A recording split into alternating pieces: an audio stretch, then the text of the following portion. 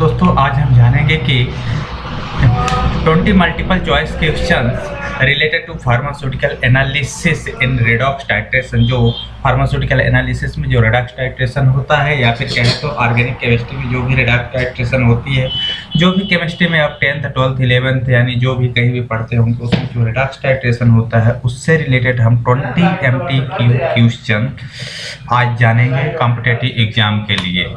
पहला क्वेश्चन है, in redox titration what is the substance that undergo reduction called. इसमें 4 options हैं, reducing agent, oxidizing agent, indicators, titrants. तो इसका correct answer होगा रिड्यूसिंग एजेंट। सेकेंड क्वेश्चन की तरफ चलते हैं।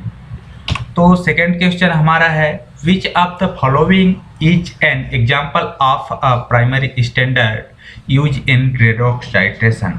इसमें भी 4 ऑप्शंस होंगे, 4 ऑप्शंस में से कोई एक तो सही होगा। तो हम देखते हैं, पहला ऑप्शन है सोडियम थायोसल्फेट, पोटेशियम डाइक्रोमेट, तीसरा है फेरस अमोनियम सल्फेट, चौथा है पोटेशियम परमैंगनेट।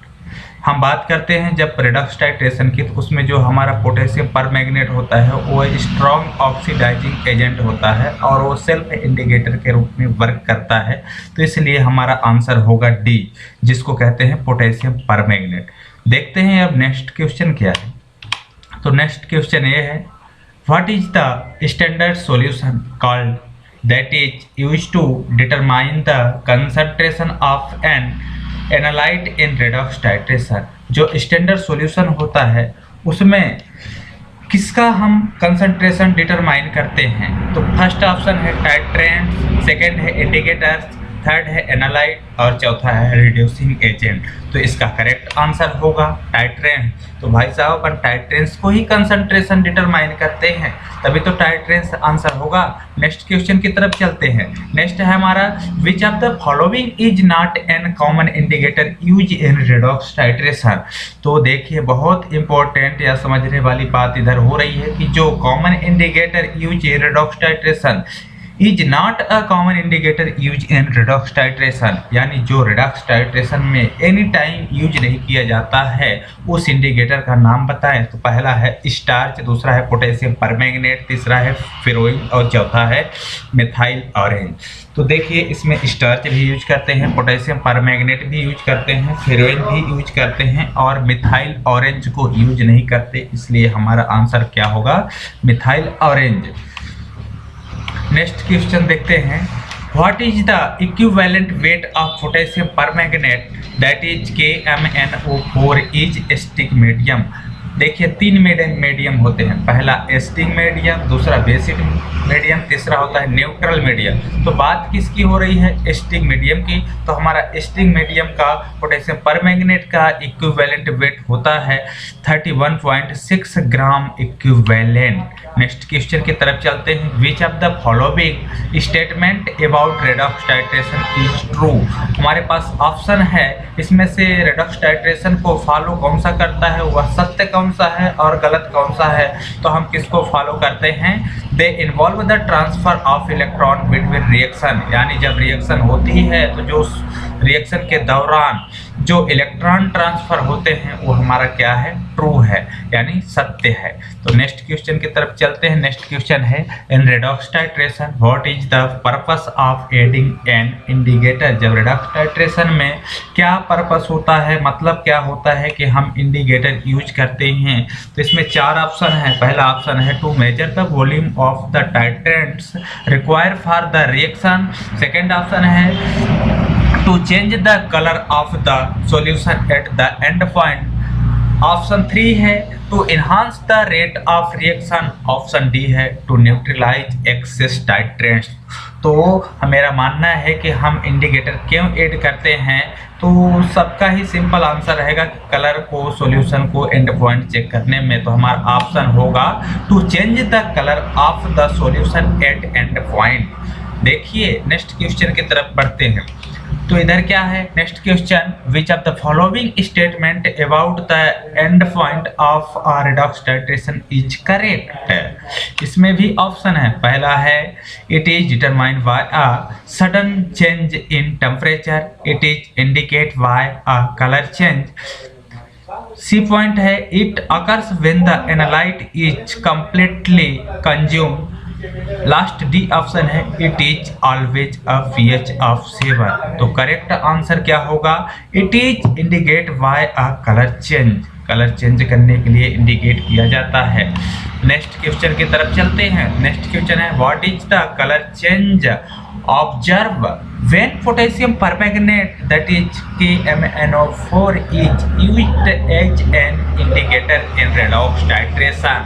यानी आपने ऑब्जर्व किया कि जब पोटेशियम परमैंगनेट का कौन सी इंडिकेटर डालते टाइम कलर चेंज होता है और कैसा कलर चेंज होता है। तो आपके पास जब प्रैक्टिकल किए होंगे, लैब में गए होंगे या फिर थ्योरी पढ़े होंगे, उस कंडीशन में आप जब पढ़ाई किए होंगे तो आपको मालूम होगा। तो पहला ऑप्शन है A from purple to colourless, from yellow to colourless, from pink to colourless, from orange to colourless. इसका राइट आंसर होगा from purple to colourless. Next question देखते हैं। Which of the following redox titration is commonly used for the determination of vitamin C content in pharmaceutical product? Very important question है। इसमें भी 4 option है, iodometry, फॉर्मैग्नोमेट्री, iodometry और टाइट्रीमेट्री। तो इसका correct answer होगा कि हम आयोडीन फ्लास्क में जो चेक करते हैं तो क्या होता है? आयोडोमेट्री होता है। तो करेक्ट आंसर यही होगा। नेक्स्ट क्वेश्चन देखते हैं। विच of the following factor effect the accuracy of redox titration? इसमें भी 4 ऑप्शन मिलेंगे आपको मेरे दोस्तों, कहीं भी 4 ही ऑप्शन मिलेंगे। पहला ऑप्शन है टेम्परेचर, दूसरा है प्रेशर, तीसरा है वॉल्यूम, चौथा है डेंसिटी।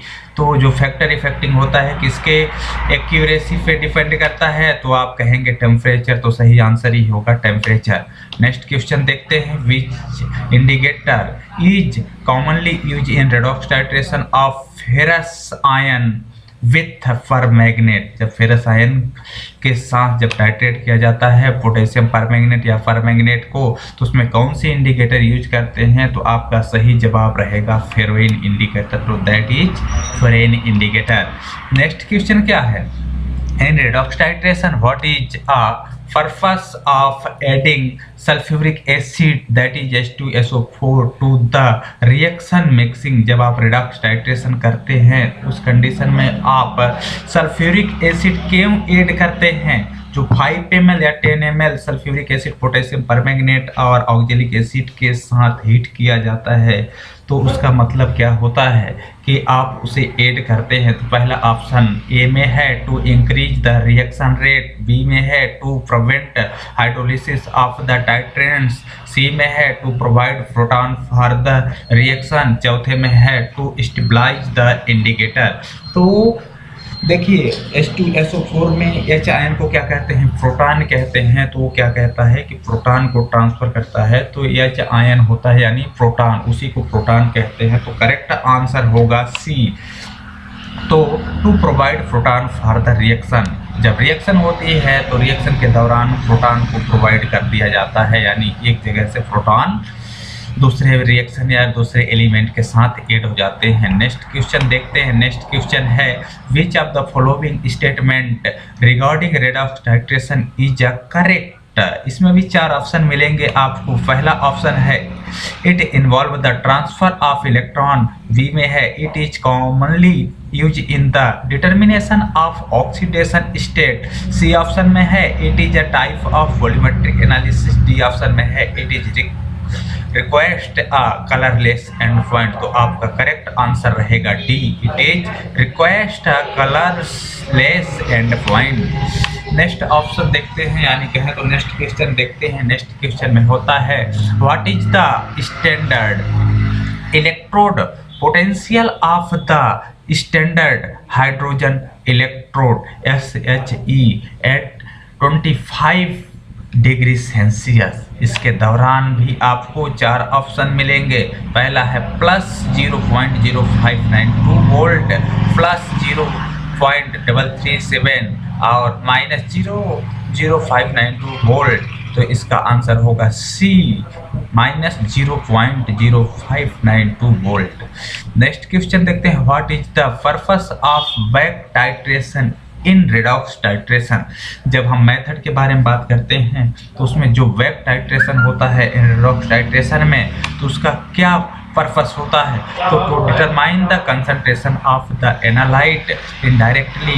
बी ऑप्शन है to calibrated the titration apparatus। C to determine the equivalence point। D to verify the accuracy of the indicator। तो आपका करेक्ट आंसर होगा A to determine the concentration of the analyte indirectly। Next option देखते हैं, Which of the following is a disadvantage of using iodine as a titrant in redox titration। उसका disadvantage क्या होता है जब आयोडीन को use करते हैं एज अ टाइट्रेंस के रूप में। तो इसमें भी ऑप्शन दिए जाते हैं। पहला ऑप्शन है iodine is expensive. B iodine is highly toxic. Iodine C में देखते हैं iodine react slowly with most analytes. D option में है आयोडीन सॉल्यूशन आर अनस्टेबल। तो करेक्ट आंसर होगा B iodine is highly toxic, यानी पॉइजन्स रिलेट क्रिएट करते हैं, टॉक्सिक हो जाते हैं, जहरीले हो जाते हैं, तो इसका कोई यूज नहीं होता है। नेक्स्ट क्वेश्चन देखते हैं। नेक्स्ट क्वेश्चन क्या है हमारा, तो which of the following is an advantage of using potassium dichromate K2Cr2O7 as a titrants in redox titration. इसमें भी हमें 4 ऑप्शन मिलेंगे। 4 ऑप्शन में से देखते हैं आप कौन सा करेक्ट करते हैं। सबसे पहले आप बताएं कमेंट में। तो हमारा ऑप्शन है A, it is inexpensive, it is non-toxic, it is stable in solution, it react rapidly with most analytes। तो दोस्तों आप बताएं क्या होगा, A B C D। तो चलिए मैं ही बता देता हूँ, इसका होगा C, it is stable in solution। ये क्या होते हैं, जो पोटेशियम डाइक्रोमेट है ये क्या होता है, स्टेबल होता है किसमें, सॉल्यूशन में। नेक्स्ट क्वेश्चन है, which of the following substance can we use as an internal indicator in redox titration. तो इसके भी ऑप्शन हैं starch, phenolphthalein, ferroin, bromo, thymol, blue. Question को समझे, which of the following substance can be use as an internal indicator in redox titration. तो internal indicator कौन सा होता है, तो आप बताइए। तो हमारे ख्याल से फेरोइन होता है। कब, सब्सटेंस के साथ। देखिए डिफरेंस कंडीशन होते हैं, फ्रेंड भी हो सकता है, स्टार्च भी हो सकता है। तो हमने यहाँ पे इसको इंटरनल इंडिकेटर लिया है, क्योंकि इंटरनल यानी क्या होता है, फेरोइन होते हैं। एक्सटर्नल होता तो स्टार्च होता। लास्ट क्वेश्चन हम देखते हैं। लास्ट क्वेश्चन क्या है, Which of the following statement regarding redox titration is true। कौन सा सही है redox titration के according। The end point is always sharp and distinct। pH plays no roles in redox titration। C है redox titration cannot be performed in non-aqueous solvent। redox titration involves the transfer of electron between reactants। तो correct answer क्या होगा, D, redox titration involves the transfer of electron between reactants।